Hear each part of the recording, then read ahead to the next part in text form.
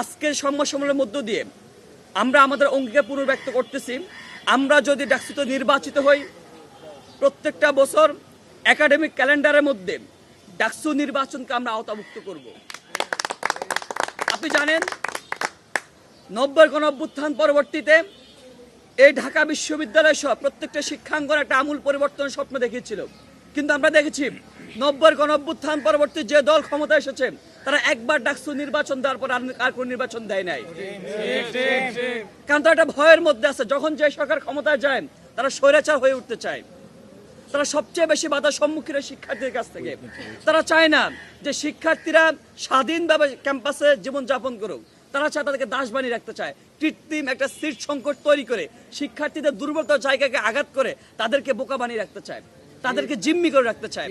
আমরা বলতে আজকে আমাদের আবু বকর মজুমদার আমাদের সহযোদ্ধা বলেছেন, তিনি বলেছেন যে আমরা 1 সিট 1 মেম্বার 1 স্টুডেন্ট আমরা সেটা নিশ্চিত করতে চাই। আপনি দেখেন ঢাকা বিশ্ববিদ্যালয় প্রায় অর্ধেকের বেশি নারী শিক্ষার্থী, অথচ শুধুমাত্র 5 হল নারী শিক্ষার্থীর জন্য। 5 আগস্ট পরবর্তী যখন আপনার বিদেশি ডেলিগেট যখন আসেন নারী শিক্ষার্থী হলগুলো দেখার জন্য, তখন তারা আমাদের প্রশাসনকে ধিক্কার জানিয়ে যায়। প্রশাসন সেটা একদম অবলোকে প্রকাশ করে যে আমাদেরকে ধিক্কার জানিয়েছে। যে এই যে গণরুমের মধ্যে মনে হয় যে মানুষ রোহিঙ্গা ক্যাম্পে মানুষ এমন থাকে না, একজন নারী শিক্ষার্থী কিভাবে থাকে।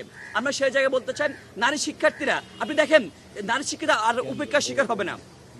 আমরা বলতে চাই নারী শিক্ষার্থী আর কোনো বুলিংয়ের শিকার হবে না, কোনো মোরাল পুলিশিংয়ের শিকার হবে না, সেটা আমরা নিশ্চয়তা করতে চাই। সেটার জন্য আমরা অ্যাক্ট তৈরি করতে চাই।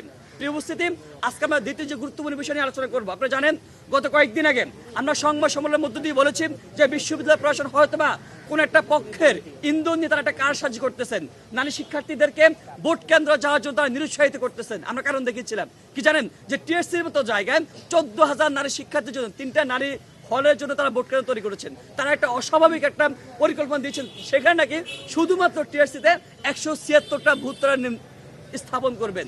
খুবই হাস্যকর বিষয়। আমাদের দাবির পরিপ্রেক্ষিতে বিশ্ববিদ্যালয় প্রশাসন তারা নারীদের 3টে হল টিএসসিতে একটা সুপে কামাটা নিয়ে গেছেন, তাদের ঠিক পাশে কার্যালয় নিয়ে গেছেন, একই সাথে আপনার রোকেয়া হল অন্য জায়গায় নিয়ে গেছিলেন। কিন্তু আমরা যে দ্বিতীয় যে দাবিটা জানিয়েছিলাম, আমাদের যে বঙ্গমাতা এবং কুয়েত মৈত্রী হল, আমরা দেখিয়েছিলাম যে বঙ্গমাতা কুয়েত মৈত্রী হলের ঠিক পাশে সমাজ কল্যাণ এবং গবেষণা ইনস্টিটিউট আছে। আমরা যদি নারী শিক্ষার্থীকে ভোটদানে অনুপ্রাণিত করতে চাই, তাহলে আমরা তাদেরকে সেই সুদূর বঙ্গমাতা কুয়েত মৈত্রী হল থেকে ঢাকা বিশ্ববিদ্যালয় ক্লাবে এত অস্বস্তি দিয়ে, এত দূরত্ব দিয়ে তাদেরকে এত ভোগান্তি স্বীকার করার কোনো মানে হয় না। আমরা প্রশাসনকে আবার স্পষ্ট ভাষা বলতে চাই, আমরা একবার আপনাকে দাবি জানিয়েছিলাম, দাবির পরিপ্রেক্ষিতে আপনার শুধু টিএসসিটা সংস্কার করেছেন, টিএসসি ভোট কেন্দ্রের মধ্যে পরিবর্তন এনেছেন। আমরা দ্বিতীয় দাবি জানাতে চাই, আপনারা আবারও যে বঙ্গমাতা এবং কুয়েত মৈত্রী হলে ভোট কেন্দ্র তাদের পাশে ঠিক ওই জায়গায় স্থাপন করেন। তারা নারী শিক্ষার্থীরা ভোটদানে অনুপ্রাণিত হবে, তারা সেটাকে ভোগান্তি মনে করবে না। আপনি জানেন অনাবাসী শিক্ষার্থীরা সেখানে যেতে পারবে। আমরা আজকের সংবাদ সম্মেলনের মধ্যে থেকে আবারও প্রশ্ন দাবি জানাতে চান যে শিক্ষার্থীকে, বিশেষ করে নারী শিক্ষার্থীদেরকে ভোটদানের জন্য অনুপ্রাণিত করেন।